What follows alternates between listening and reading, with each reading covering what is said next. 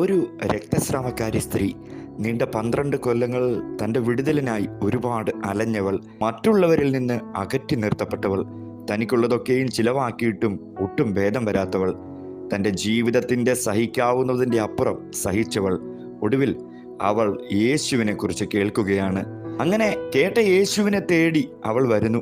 കേട്ടവനെ തേടി കണ്ടപ്പോൾ, കാണേണ്ടവനെ കണ്ടപ്പോൾ, തൊടേണ്ടവനെ തൊട്ടപ്പോൾ അവൾ നീണ്ട തൻ്റെ 12 വർഷക്കാലം അനുഭവിച്ച ആ ദുരിതം അവിടെ അവസാനിച്ചു. പിടിച്ചു നിർത്തിയതുപോലെ ആ രക്തസ്രാവം നിന്നു. ഇന്ന് എന്നെ കേൾക്കുന്ന നിങ്ങൾ നാളുകളായി അനുഭവിക്കുന്ന ചില വിഷയങ്ങൾ കാണും. നാളുകളായി നിങ്ങൾ അനുഭവിക്കുന്ന ദുരിതങ്ങൾ കാണും.